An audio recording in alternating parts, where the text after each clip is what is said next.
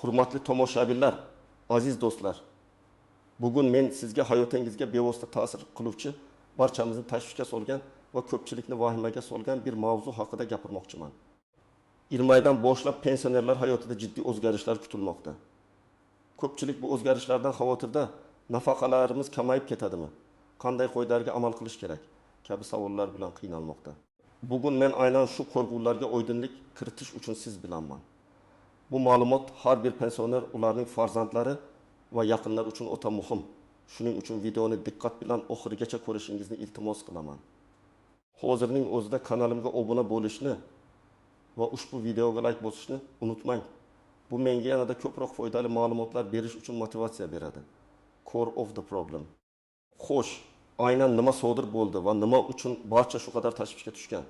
Gap shundaki, 20 oydan boshlab mamlakatimizda pensionerlarga nafaqa va ijtimoiy to'lovlarni tayinlash, qayta hisoblash hamda ularning to'g'riligini nazorat qilish mexanizmiga o'zgartirishlar kiritilmoqda. Ilgari ko'plab nafaqa va qo'shimcha imtiyozlar pensionerning arizasi va taqdim etgan hujjatlari asosida ba'zan avtomatik tarzda uzaytirilib kelingan. Bu jarayon nisbatan sodda edi. Biroq tizimda ba'zan noto'g'ri hisob-kitoblar yoki asossiz imtiyoz olish holatlari ham kuzatilgan. Endi esa yangi qonun hujjatlariga muvofiq nafaqa va ijtimoiy to'lovlarni tayinlashda, ayniqsa ularni qayta ko'rib chiqishda davlat organlari o'rtasida ma'lumot almashinuvi kuchaytiriladi. Bu degani endi daromadingiz, mol-mulkingiz, oilaviy ahvolingiz va boshqa muhim ma'lumotlar bir necha idoralar tomonidan avtomatik tekshirilishi mumkin. Oldinlari bu tekshiruvlar faqat shubhali holatlarda yoki shikoyat asosida amalga oshirilgan bo'lsa, endi esa bu tizimli tus oladi. Asosiy o'zgarish shundaki, ba'zi turdagi nafaqalar va qo'shimcha to'lovlar uchun endi muntazam ravishda, ya'ni har 6 oyda yoki yilda bir marta qayta tasdiqlash talab qilinishi mumkin. Ayniqsa nogironlik nafaqalari, boquvchisini yo'qotganlik nafaqalari va kam ta'minlangan oilalarga beriladigan ijtimoiy nafaqalar shular jumlasidan. Oldin bu muddatlar uzaytirilgan yoki ayrim hollarda qayta ko'rib chiqilmasdi. Bu o'zgarishlardan ma'lum bir kategoriyadagi pensionerlar tashvishga tushgan. Ular bizning nafaqalarimizni bekor qilisharmikan degan xavotirda. Lekin vahimaga tushishga asos yo'q. Bugun men sizga barcha jihatlarni tushuntiraman. Main part in. Detail breakdown xo'sh. Bu yangi qoidalar aynan kimlarga tegishli va kimlar ko'proq e'tiborli bo'lishi kerak? Birinchi navbatda nogironlik nafaqasini oluvchilar. Agar sizga nogironlik nafaqasi tayinlangan bo'lsa, avvallar bu holatda qayta ko'rikdan o'tish muddatlari turlicha bo'lishi mumkin edi. Ba'zan 1 yil, ba'zan 3 yilga, ayrim hollarda esa umrbod tayinlanardi. Endi esa har bir holatda individual ravishda tibbiy mehnat ekspert komissiyasi temga xulosasi asosida belgilangan muddatlarda qayta ko'rikdan o'tishning ahamiyati yanada oshadi. Agar ilgari sizga avtomatik ravishda uzaytirilgan bo'lsa, endi buning imkoni bo'lmasligi mumkin. Siz o'z muddatlaringizni bilishingiz va ularga qat'iy rioya qilishingiz shart. Misol uchun tasavvur qiling, Toshkent shahrida yashovchi 15 yoshli Mavluda opa. U bir necha yildan buyon ikkinchi guruh nogironligi nafaqasini olib keladi. Uning nafaqasi har yili avtomatik tarzda uzaytirilar edi. Chunki uning kasalligi surunkali va og'ir. Lekin yangi qoidalarga ko'ra Mavluda opa endi yiliga bir marta demakki qayta hujjat topshirishi va tibbiy ko'rikdan o'tishi kerak. Agar u buni unutsa yoki e'tiborsizlik qilsa, uning nafaqasi vaqtincha to'xtatilishi mumkin. Uning misolida avvalgi tartibda uning harakatlari minimal edi, endi esa faol bo'lishi talab qilinadi. Ba'zan u o'zini yaxshi his qilib, bu jarayonni keyinga surishi mumkin edi, lekin hozir bu jiddiy moliyaviy oqibatlarga olib kelishi mumkin. Aytaylik, Mavluda opaning nafaqasi oyga 1.200.000 so'm. Agar u bir oy muddatni o'tkazib yuborsa, bu puldan mahrum bo'ladi. Chunki nafaqa kechikib berilmaydi, balki qayta rasmiylashtirilgan kundan boshlab to'lanadi. Ikkinchi toifa boquvchisini yo'qotganlik nafaqasini oluvchilar. Odatda vafot etgan shaxsning voyaga yetmagan farzandlariga yoki uning qaramog'ida bo'lgan oila a'zolariga beriladi. Yangi qoidalar bo'yicha ushbu nafaqani oluvchilarning ijtimoiy va iqtisodiy holati muntazam ravishda tekshirilishi mumkin. Misol uchun, nafaqa oluvchi talaba agar o'qishni tashlasa yoki o'qishni tugatsa, avvalgilarday bu ma'lumotlar avtomatik ravishda tekshirilmas edi. Endi esa bu ma'lumotlar ta'lim muassasalari ma'lumotlar bazasi bilan avtomatik ravishda solishtiriladi. Tasavvur qilaylik, Samarqandda yashovchi 19 yoshli Dilshod. u otasidan qolgan o'quvchisini yo'qotganlik nafaqasini oladi. Chunki u kollejda o'qiydi. Nafaqa oyiga 800 ming so'm. Agar Dilshod kollejni tugatgan bo'lsa, bu haqda nafaqa tayinlagan organga xabar bermasa, uning nafaqasi to'xtatiladi. Oldin bu ma'lumotni aniqlash uchun alohida so'rovlar yuborilar edi. Endi esa bu elektron tizim orqali tezkor aniqlanadi. Agar Dilshod kollejni tamomlagandan so'ng yana 3 oy davomida nafaqa olishda davom etgan bo'lsa, keyinchalik bu ortiqcha olingan summani qaytarib berish shart bo'ladi. Bu holda 2 million 400 ming so'm ortiqcha to'lov qaytarilishi kerak bo'ladi. Bu esa yoshlarga moliyaviy yuk bo'lishi mumkin. Uchinchi toifa ijtimoiy nafaqalar va moddiy yordam oluvchilar. Bu toifa asosan kam ta'minlangan oilalarga yoki og'ir ijtimoiy ahvoldagi shaxslarga beriladi. Bu yerda asosiy o'zgarish daromadlar va mulkni tekshirish mexanizmining kuchaytirilishi. Ilgari ko'pchilik o'zining noqonuniy yoki rasmiy bo'lmagan daromadlarini yashirib, ijtimoiy nafaqa olishda davom etishi mumkin edi. Endi esa barcha davlat organlari, jumladan soliq idoralari, kadastr xizmatlari va bank ma'lumotlari yagona tizimda o'zaro almashinadi. Bu shuni anglatadiki, agar siz ijtimoiy nafaqa olib, shu bilan birga rasmiy bo'lmasa-da, katta miqdorda daromad topayotgan bo'lsangiz yoki kutilmaganda katta mol-mulk, masalan, yer uchastkasi yoki avtomobil sotib olgan bo'lsangiz, bu ma'lumotlar avtomatik ravishda aniqlanadi. Masalan, Farg'onada yashovchi 25 yoshli Gulnora opaning 2 nafar farzandi bor, eri yo'q. U har oyda 700 ming so'm ijtimoiy nafaqa oladi. Gulnora opa bir necha oydan buyon uyda to'y liboslarini tikish bilan shug'ullanib, norasmiy tarzda oyga 34 million so'm daromad topardi. Bu daromadni hech qayerda ko'rsatmagani uchun u kam ta'minlangan hisoblanar edi. Endi esa agar uning bank hisobiga muntazam ravishda katta summadagi pul o'tkazmalari kelib tursa yoki u mol-mulk sotib olsa, bu ma'lumotlar avtomatik tarzda aniqlanadi. Natijada uning ijtimoiy nafaqasi to'xtatilishi va agar bu daromadlar oldinroq ham mavjud bo'lgan bo'lsa, ortiqcha olingan nafaqa miqdorini qaytarish talab qilinishi mumkin. Bu esa Gulnora opani noqulay ahvolga solishi mumkin. Kimlar tashvishlanmasligi kerak? Asosan yoshga doir oddiy pensionerlar, ya'ni faqatgina yoshga doir nafaqa oluvchilar uchun jiddiy o'zgarishlar yo'q. Agar siz pensiya yoshiga yetgan bo'lsangiz va ish tajingiz yetarli bo'lsa, sizning nafaqangiz avvalgidek hisoblab chiqariladi va to'lanadi. Ushbu toifadagi pensionerlar uchun qo'shimcha hujjatlar talab etilmaydi. Chunki ularning nafaqasi doimiy va unga oid ma'lumotlar, ish staji, maosh allaqachon mavjud. Faqatgina yangi ishga joylashsangiz yoki ishdan bo'shasangiz. Bu haqda pensiya jamg'armasiga xabar berishingiz kerak bo'ladi. Chunki ishlaydigan pensionerlarga pensiya hisoblashning o'ziga xos jihatlari bor. Ammo bu yangi mexanizm emas, balki eski qo'yda. Main part 2. Exceptions to the rules. Pitfalls. And unobvious nuances. Bu o'zgarishlarda bir nechta muhim istisnolar, e'tibor berish lozim bo'lgan nuanslar va tuzoqlar bor. Ularni bilish sizni ko'plab muammolardan qutqarishi mumkin. Birinchidan, texnik xatolar va ma'lumotlar bazasidagi nomuvofiqliklar. Yangi tizim to'liq avtomatlashtirilgan bo'lishiga qaramay, ma'lumotlar bazalarida inson omili tufayli yuzaga keladigan xatolar yoki eskiran ma'lumotlar mavjud bo'lishi mumkin. Misol uchun, sizning familiyangiz yoki ismingizda bitta harf xatosi bo'lsa, tizim sizni boshqa shaxs deb qabul qilishi va ma'lumotlarni moslashtira olmasligi mumkin. Yoki avvalgi ish joyingiz haqidagi ma'lumotlar pensiya jamg'armasi bazasiga to'liq kiritilmagan bo'lishi mumkin. Natijada siz haqli bo'lgan nafaqani yoki uning bir qismini ola olmasligingiz ehtimoli bor. Bunday holatlarda shaxsiy murojaat qilib, hujjatlarni tekshirtirish zarur bo'ladi. Ba'zan texnik nosozliklar tufayli bir kishi haqida turli idoralarda har xil ma'lumot saqlanishi mumkin. Masalan, kadastr hujjatlaringizda yer uchastkasi kattaligi noto'g'ri ko'rsatilgan bo'lsa, bu ijtimoiy nafaqa olishingizga salbiy ta'sir ko'rsatishi mumkin. Chunki tizim sizni yetarlicha mulkka ega deb baholashi mumkin.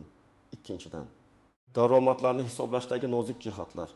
Ba'zi turdagi daromadlar nafaqa tayinlashda hisobga olinmasligi mumkin. Yoki aksincha, hisobga olinishi lozim bo'lgan daromadlar yashirin qolib ketishi mumkin. Masalan, qarindoshlardan olingan moddiy yordam, bir martalik sovg'alar yoki bankdagi kichik depozit foizlari. Agar bank hisobingizga doimiy ravishda, masalan, farzandingizdan har oyda moddiy yordam sifatida muntazam ravishda pul kelib tursa, bu ba'zi hollarda daromad sifatida qabul qilinishi va ijtimoiy nafaqaga ta'sir qilishi mumkin. Bu yerda summa va muntazamlik muhim rol o'ynaydi. Agar bir marta katta summa kelsa, u sovg'a deb hisoblanishi mumkin. Biroq har oyda 500 ming so'm kelib tursa, u daromad deb hisoblanishi ehtimoli bor. Bank operatsiyalariga e'tiborli bo'ling. Uchinchidan, rasmiy bo'lmagan ish va uning oqibatlari. Ko'plab pensionerlar o'z nafaqalariga qo'shimcha ravishda rasmiy bo'lmagan ishlarda ishlashadi. Masalan, bozorlarda savdo qilishadi, taksi haydashadi yoki qo'l mehnati bilan shug'ullanishadi. Agar bu faoliyatdan topilgan daromad bank hisobiga muntazam ravishda kelib tursa va soliq idoralari tomonidan aniqlansa, bu nafaqa miqdoriga yoki uni olish huquqiga ta'sir qilishi mumkin. Agar siz nafaqa olish huquqini yo'qotgan holatda, masalan, daromadingiz oshgani sababli nafaqa olishda davom etsangiz, ortiqcha olingan summani keyinchalik qaytarish talab qilinadi. Bu nafaqa olishda yuzaga kelgan eng katta tuzoqdir. Masalan, agar sizning ijtimoiy nafaqangiz oyga 700 ming so'm bo'lsa va siz 6 oy davomida rasmiy daromadingiz yuqori bo'lgan holda ushbu nafaqani olgan bo'lsangiz, jami 4 million 200 ming so'mni qaytarishingiz kerak bo'ladi. Bu esa oilaviy byudjetga zarba bo'ladi. To'rtinchidan, manzilingiz va yashash joyingizdagi o'zgarishlar. Agar siz bir manzildan ikkinchi manzilga ko'chgan bo'lsangiz va bu haqda pensiya jamg'armasiga yoki fuqarolar yig'iniga xabar bermagan bo'lsangiz, bu ham muammolarga olib kelishi mumkin. Ba'zi nafaqalar mahalliy darajada beriladigan imtiyozlar bilan bog'liq bo'lishi mumkin. Agar siz qishloq joydan shaharga ko'chsangiz, bu imtiyozlar o'zgarishi yoki bekor qilinishi mumkin.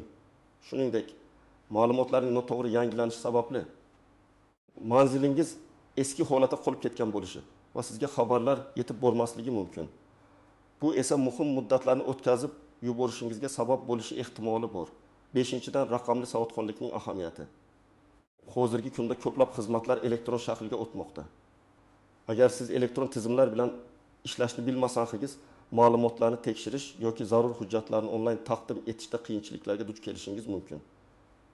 Bu ayniqsa qishloq joylardagi yoki yoshi katta pensionerlar uchun dolzarb masala. Davlat xizmatlari markazlari va pensionerlar uchun tashkil etilgan maxsus kurslar, ma'lumot berish punktlari yordam berishi mumkin. Farzandlaringiz, nabiralaringizdan yordam so'rashdan cho'chimang. Practical advice. Xo'sh, bu vaziyatda siz nima qilishingiz kerak? Qanday qilib o'zingizni kutilmagan muammolardan himoya qila olasiz? Mana sizga aniq va amaliy tavsiyalar. Birinchi qadam, hujjatlaringizni to'liq ko'rib chiqing. Barcha shaxsiy hujjatlaringizni, jumladan pasportingiz, pensiya guvohnomangiz, nogironlikni tasdiqlovchi hujjatlar, boquvchisini yo'qotganlik haqidagi guvohnomalar, farzandlaringizning tug'ilganlik haqidagi guvohnomalarni birma-bir tekshirib chiqing. Ularda biron-bir xatolik, nomuvofiqlik bormi? Agar bo'lsa, darhol tegishli idoralarga murojaat qilib, ularni tuzattiring. Bu pensiya jamg'armasi, fuqarolik holati dalolatnomalarini qayd etish, FHDga bo'limlari yoki davlat xizmatlari markazlari bo'lishi mumkin. Masalan, agar sizning familiyangiz ilgari o'zgargan bo'lsa-yu, pensiya hujjatlaringizda eski familiyangiz turgan bo'lsa, bu tizimda xatolikka olib kelishi mumkin. Ushbu muammoni hal qilish uchun siz FHDga bo'limiga murojaat qilishingiz va familiya o'zgarishi haqidagi guvohnoma bilan pensiya jamg'armasiga borishingiz kerak bo'ladi. Ikkinchi qadam, pensiya jamg'armasiga murojaat qiling. Agar siz nogironlik nafaqasini yoki boquvchisini yo'qotganlik nafaqasini oluvchi bo'lsangiz, zudlik bilan yashash joyingizdagi pensiya jamg'armasi bo'limiga murojaat qilib, o'zingizga tegishli bo'lgan muddatlar va qayta ko'rikdan o'tish tartiblari haqida aniq ma'lumot oling. Ular sizga shaxsiy ish holatingizga qarab aniq ko'rsatma berishlari shart. Shu bilan birga, agar siz ijtimoiy nafaqa oluvchi bo'lsangiz, o'zingizning daromadlaringiz, mulkingiz va oilaviy ahvolingiz haqida bergan ma'lumotlaringizning to'g'riligini tekshirtirishingizni so'rang. Agar ma'lumotlaringizda o'zgarishlar bo'lgan bo'lsa, masalan, oila a'zolaringiz ishga kirgan bo'lsa, bu haqda zudlik bilan xabar bering. Murojaat qilganda shaxsiy guvohnoma va pensiya daftarchangizni olib borishni unutmang. Pensiya jamg'armasi xodimlari sizga to'liq ma'lumot berishga majbur. Uchinchi qadam, davlat xizmatlari markazlaridan foydalaning. Ko'plab ma'lumotlarni tekshirish va hujjatlarni rasmiylashtirish uchun davlat xizmatlari markazi DXM sizga yordam berishi mumkin. Agar sizda internet orqali ma'lumot olish imkoniyati bo'lmasa yoki elektron xizmatlardan foydalanishda qiyinchiliklarga duch kelsangiz, DXM ga murojaat qiling. U yerdagi mutaxassislar sizga nafaqa turlari, unga oid qonunlar, hujjatlarni to'plash tartibi va ularni qanday topshirish kerakligi haqida tushuntirish berishadi. Ba'zan D qismida o'z-o'ziga xizmat ko'rsatish shoxobchalari ham mavjud bo'lib, u yerda kompyuterlar yordamida ma'lumotlarni mustaqil ravishda tekshirishingiz mumkin. 4-qadam, daromadlaringiz va mol-mulkingizni shaffoflashtiring. Agar siz norasmiy daromadga ega bo'lsangiz yoki mol-mulkingizda jiddiy o'zgarishlar ro'y bergan bo'lsa, bu haqda tegishli organlarga xabar berishdan cho'chimang. Masalan, agar siz kichik biznes bilan shug'ullanayotgan bo'lsangiz, o'zingizni yakka tartibdagi tadbirkor sifatida ro'yxatdan o'tkazishingiz va soliq to'lashingiz yaxshiroqdir.